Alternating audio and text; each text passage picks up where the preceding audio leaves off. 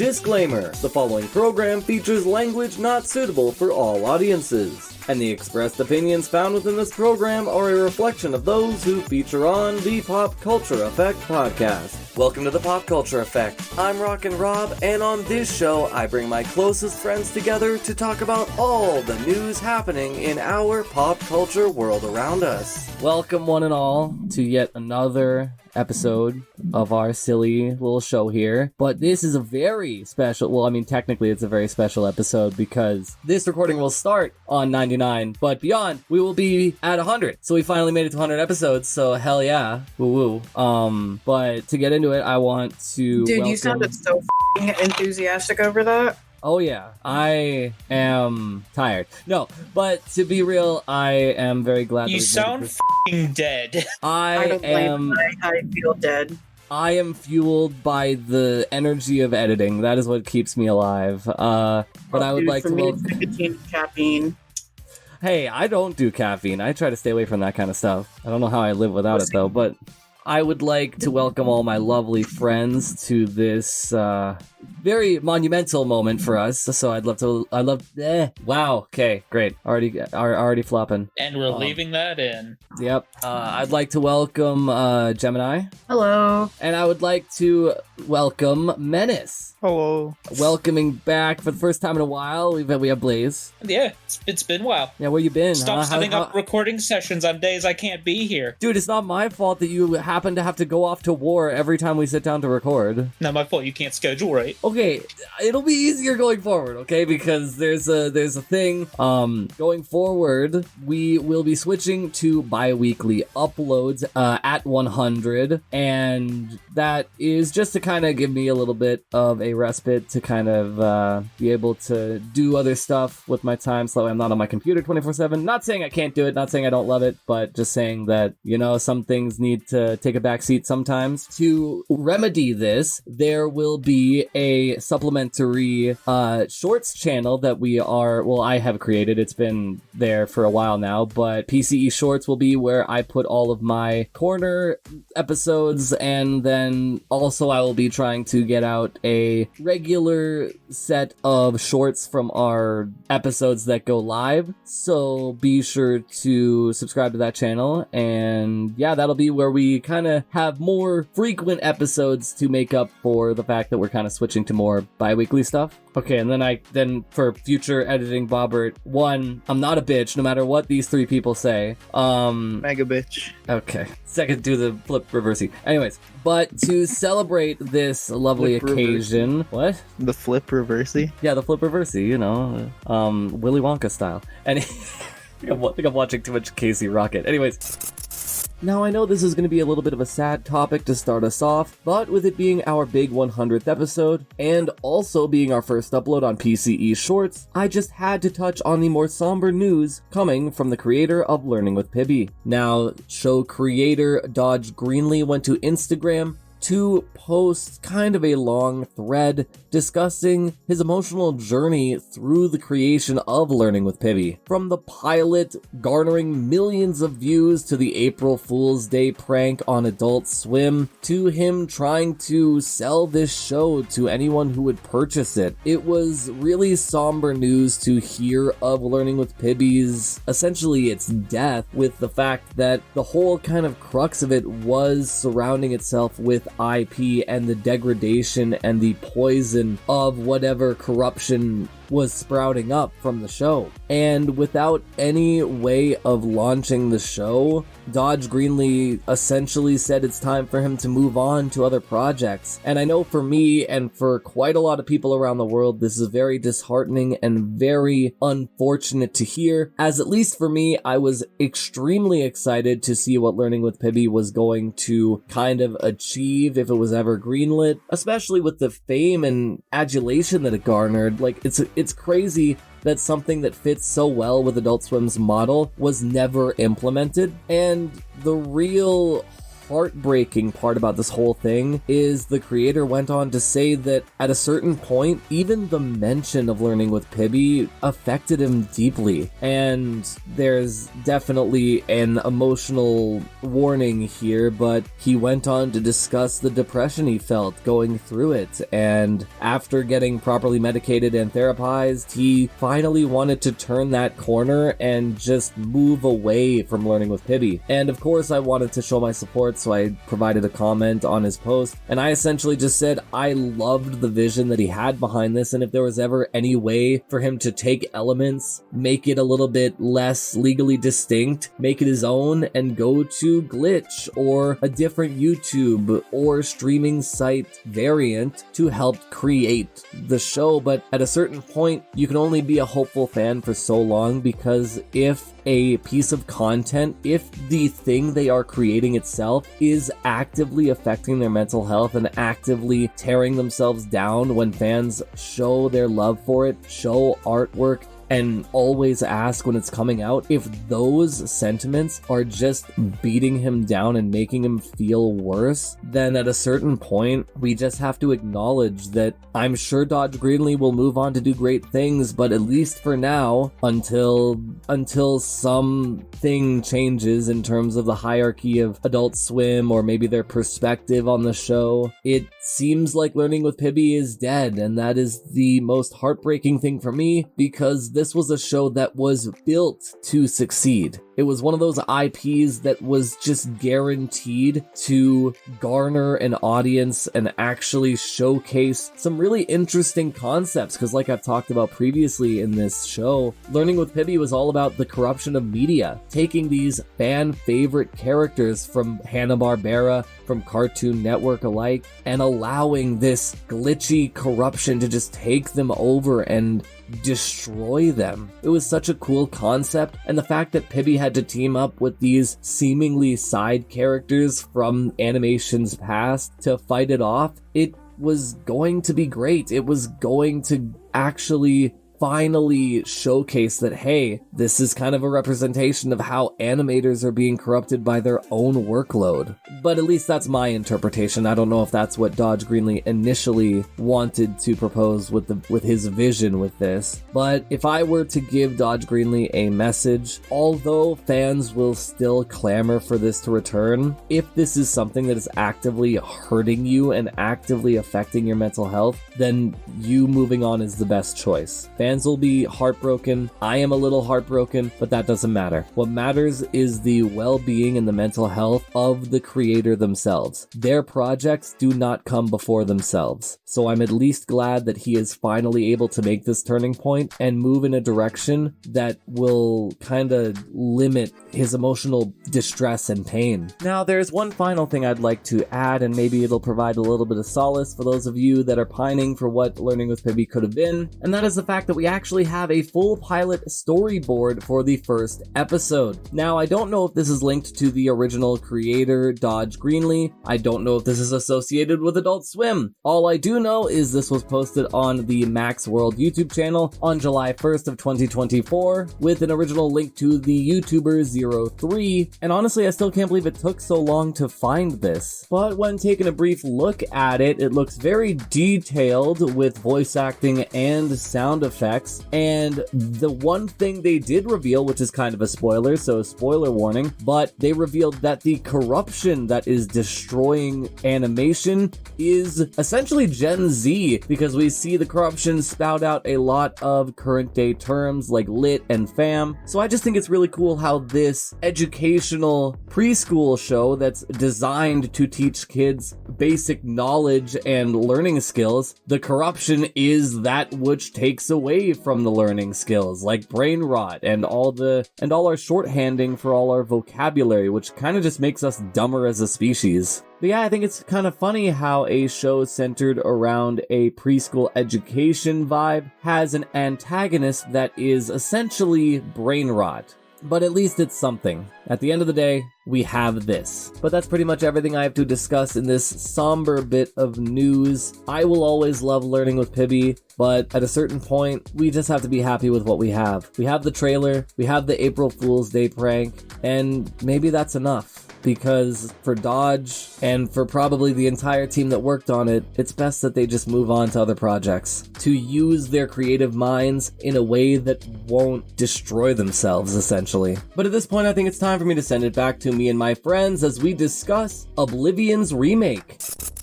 Well, you know what? I'm gonna take that beautiful segue that you gave me, Blaze, and speaking of heart, I think it's time we talk about the game that's probably got the hearts of both gamers and the people that made it. Gemini, why don't you discuss the new Oblivion remake? Sorry about that. Anyway. Going into it from someone who has been like almost diehard Fallout, Skyrim, Oblivion, rah, you know, grab your torch and pitchforks, all that. I've been actually really enjoying the Oblivion remake. You see, and I am my brain is not wanting to cooperate with me today. So with this, yes, it is new in the sense of it dropped like, 2 weeks ago, give or take? Yeah. At the end of March.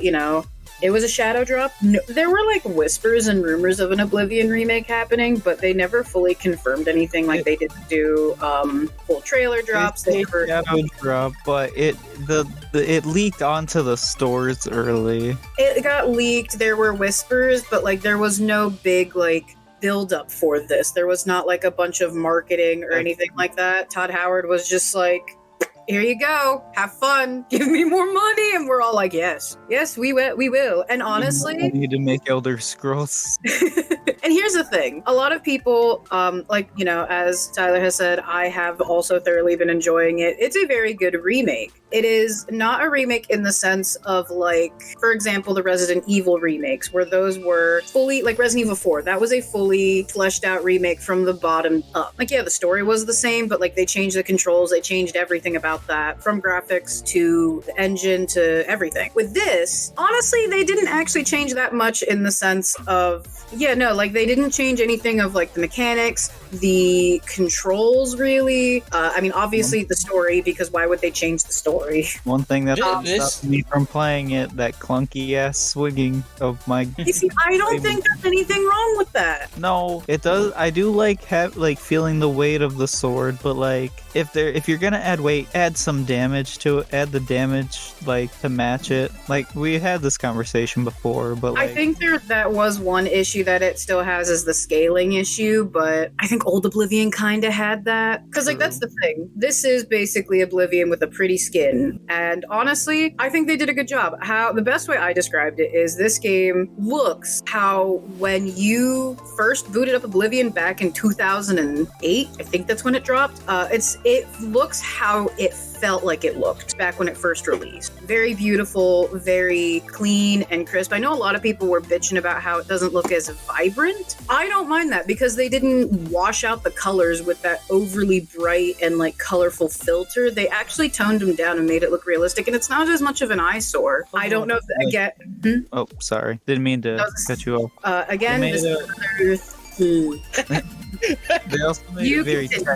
they also made it very technically like pleasing. Like it doesn't feel like it's an old just remaster. No, it doesn't. Like it's very good in the sense where it keeps the old feel, in the sense where like, yeah, you can tell this was an older RPG in a updated variant, an updated format. And honestly, I think that's how remakes of old games should be. I don't think that they should be trying to make these turn these old games into something new. They should just buff off the rust, give it a fresh coat of paint, fix a few terrible bugs, and then ship it out, because that's what they did with Oblivion. There's still a lot of bugs in this game that people are very happy that they kept. I think one of them is, I haven't done it, but I saw a video of someone, I think it's the sneaking or pickpocketing bug where you go back to the prison and you can bug out the guard that follows you, and then you can just continuously farm. I want to say it's your sneaking skill, but I can't remember because I haven't done it. So like they didn't patch that out, and apparently that was one of the ones they purposefully didn't, because the developers said that they spent hours upon hours, so much time in making this perfect. I've heard But- a I do- couple things I do that like- they didn't patch like a dupe glitch and stuff like that as well. I do like that on top of everything that they've done to it, they also added in new features to the game to make it more modern with how modern games have in gameplay, like adding the ability to actually run in the game and dodging. If I remember correctly, dodging wasn't in the original Oblivion, was it?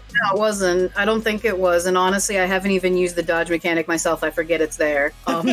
I do use the running, but like, yeah, I actually like how it looks with the character creator. I know Oblivion is a very notorious game where you can create some monsters from hell, and by God, you can do it again. In this one, I have seen some horrendous creations. Chad Virgil. Yeah, like, you know, you can do a lot with this.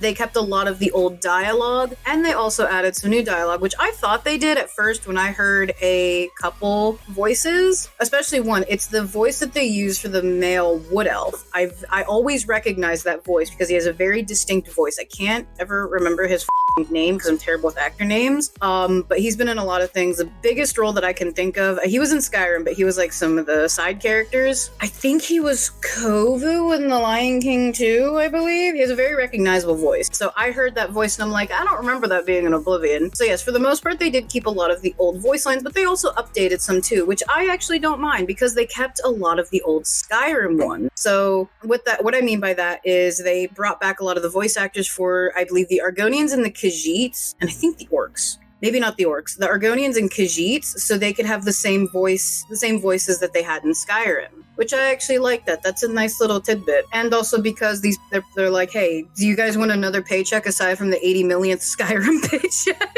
But I think this also boils down to, more than likely, this was not only a project that they maybe had wanted to do, because for the longest time, Oblivion was, and I'd say even now, is still one of the Elder Scrolls' most popular, most famous games. It was very groundbreaking for its time. I mean, honestly, all three of them have, but Oblivion I think, has been one of the crowning gems of the Elder Scrolls series. Like, yeah, everybody knows Skyrim, but that's because it's been re-released like 80 times in the past 10 years. But a lot of people really remember Oblivion too. And I think this was a very smart move on Bethesda's part, especially because I think that this was also a way for them to keep consumers happy and sated whilst they work on Elder Scrolls 6. There has still been a lot of whisper and rumor about it, but they're still keeping quite quiet about it, which understandably, we don't know how far along they are on the production line of it. I don't think they have released anything of a date for that. I don't think they have. I know they just recently stated that, what's the next GTA in line? Is it 6? Yeah. That one's coming out next year, apparently, after like 80 years. I don't really care, but... But I can remember, though, that little insight here to Inside Life. My daughter's mother is big into Skyrim and all the Elder Scrolls, and she was always like, if they ever remake Oblivion, I'll buy it instantly. So it was like, I'm right there with her. I didn't buy it, it's on the Game Pass, but yeah, it took 30 Skyrim releases for it to come out, but like I said, though, I honestly think this is a way for Bethesda to keep people's attention while they're still working on the Elder Scrolls 6, because this makes me think that they probably are still nowhere near done to even shipping this out in an early access, which they probably won't do that. A lot of game companies like to do that, but I don't see Bethesda doing that, because most of the time their games are tragically kind of half-baked, but in like a good way. Like, there's no Elder Scrolls game that doesn't have some form of a bug, and half the time, honestly, they're not even really bugs. They're kind of features at this point. You learn to live with it for those games. Any Bethesda game, really. I'm sure you are very familiar with the features of Fallout. I am too, but... Fun bugs, I'm totally fine whenever they're in a remake. And But like some when of the it's duplicating items or game-breaking glitches like that, that's when I kind of get I think it depends for me. As long as it's not to the point where it breaks your game, I don't really care. I will admit the game does like to crash on me every once in a while, and I don't know if that's just, again, my computer not being able to handle it, or if it's just that good old Bethesda je ne sais quoi. I mean more of game-breaking in the sense of like not crashing as in like you're overpowered right away. And honestly, I don't think Oblivion has that necessarily. Like, yeah, with You can't. There are exploits and glitches to these games where you can. There's one where you can duplicate. I'm not sure if it's all items, but you can duplicate claymores. I was told about one. And that's the thing, though, with this, you have to know about these to do it. It's not like it's an accidental thing where a new player can do it automatically, and then they breach through the game, and it ruins the experience. What was it? The first day it was out, I saw a TikTok on where to go to get the ebony blade and get the ebony armor instantly. And honestly, at that point, I feel that's not a fault of the game. That's a fault of the player, because yes, there are some instances where it can happen accidentally, like say the scaling's messed up and you get a little too overpowered too fast. That can happen. With these, a lot of times it's the player that kind of does it to themselves. And then that's why the game isn't fun, because you're like bum rushing for these overpowered items. I feel it's more on the community than anybody else to kind of like not spoil stuff like that and give that away, like especially in these open file games. Yeah, like okay, say you stumble across it, because it is an open world, you stumble across it completely by chance. That happens, that happens with these open world games. Yeah, I can understand that being posted, but like the one that I saw is literally like, want the best weapon and armor in Oblivion remake? Go here, kill this guy, open this chest. Here you go. And you see, that ruins the fun of the game, the whole experience of the game. That's on you. If you look at that tutorial and you think that's cool, you do that, and then in 10 minutes you're like, wow, this game sucks and it's boring, that's on you. That's on your dumbass for doing that. You didn't explore the game, you didn't level, you didn't explore, essentially. So that's on your ass for doing it. Now, of course, as you have mentioned, you can also play the overpowered route that also makes it equally boring and be a nasty sneak archer. I hate that build. Turns the game into a cakewalk because you're just exploiting the AI. That's what makes me so sad / angry about like the clunky swinging combat, is because like I like to run a stealth melee build, but I also like to do a lot of damage. So I'll be like stealthing around with a big ass claymore in my hand. Okay, but realistically, can you actually do that? Can people actually sneakily walk around with a claymore? That make you be able to be unseen and invisible? Yes. I don't know. I tend to go with mage builds, so I have to deal with the harsh punishment of, oh god, I've underestimated this. My ass is getting beat, and I've run out of magic, and I don't have that best of armor. Oh no. For those that know, my two major stats are strength and stealth. I prefer the magic builds. I have armor on my character, but like it's light armor. It doesn't do that much in protection. I still get my ass beat. I mostly just run away crying like a bitch. I also hate over encumbered, so putting stuff in strength is just helpful. One thing that I did forget about this game is the fact that you can't store items, and that makes me upset because I'm a tack rat and I want to store items for later, and I'm like, oh, I can't. I have to sell it or drop it, and I don't want to sell it. No, you can actually, you need a house. Oh, you see, I haven't gotten a house yet. I've been running around like a homeless person. I mean, I never bought a house in Oblivion, so I actually didn't know that was a feature. Don't I feel like a dumbass?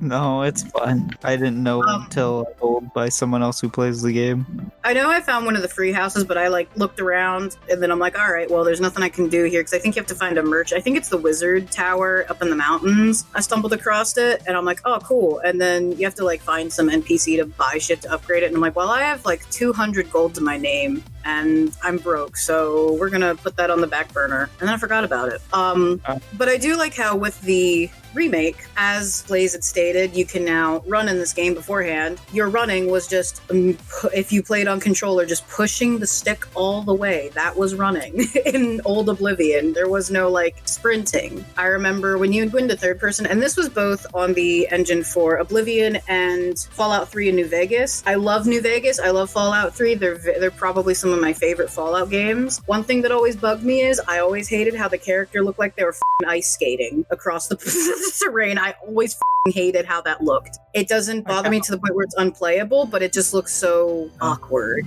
Yeah, I don't feel that with this. Though I have heard a lot of people say they don't like the sprinting animation. It does look a little goofy, but I mean, I don't know. When you think about it, when you really think about it, everybody looks a little goofy when they're going into a full-on sprint. Would you rather it be sprint animation or no sprinting at all? I kind of like that it has a sprint now. I actually do. I like the sprinting. Yeah, the animation is goofy, but I think it looks better than Skyrim's. Yeah, I didn't know that you guys had sprint, or that it didn't have sprint until you guys said something. No, you couldn't didn't sprint. It was just normal walking. But like I said, I played it with controller, slightly tilting or full tilting it. That dictated if you walked or ran.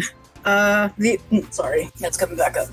The only other thing that I think that I wish they would have left out, and this is a me thing, and maybe this is also a skill issue. God, I hate item durability in games so much. I don't have the mental wherewithal to remember, oh shit, my sword's breaking, my armor's breaking, I have to deal with that. I don't like that, like, They give you a hammer finagling. or airs shit. Yeah, but then, like, they break. Then this is a me thing, call it a skill issue, whatever. I'm not a big fan of item durability in these types of games to an extent. I'm very weird. I like realism. However, I think it's more the item durability in this game feels a little too strong. Like, I swear to God, I put on the boots and they were, like, broken within, like, I think 2 fights, and I'm like, what are these made out of goddamn paper? The f*** are these boots? I believe it actually is more realistic in like what type of armor actually has more durability. I guess that's fair. I was using light armor, and I guess if you retroactively think about it, leather boots would probably break faster in a fight than plate armor like iron boot. I don't like using heavy armor. I believe it actually shows that like leather and stuff has less health than plate and other armor stuff like that. I don't like using plate armor because it looks lame. It does, but it helps you. It does, I know. More One thing defense, that even if you look awful. Dude, I played for Fashion Souls when I played Dark Souls. Do you think I actually cared about You the fashion once you get farther, because then there's stuff that looks cool and is fashionable. I guess. With a little, like, this is a little, like, me thing. I do like how they... We'll mix match every armor piece together until you can't die. I guess, but I just liked how it looked. I'm the type where I prefer to get the armor that looks cool rather than the armor that has the best stats. So, Which is completely understandable. I do like how they've added physics to the clothes in the game, so like they actually move rather than being static pieces. That was something that kind of bugged me with Skyrim. I get it, with a lot of games it makes it easier to run, but I like how they went to that further little bit with this game, make like things move, because that seeing the cloth jiggle makes me happy. It just does something in my brain that makes me happy. I love it. I also love that I can hear you shaking your stick as you're playing the game. That's because I'm twiddling my character around watching the chainmail jiggle. And another thing that I love is because it's like Oblivion, Elder Scrolls as movement, it often just clips through the character. It does, yeah. You'll see NPCs walking around in like this robes or like dresses, and you'll just see their leg clip through, and it's just like perfect, beautiful. Are you hitting on me or? Yeah, put that leg away.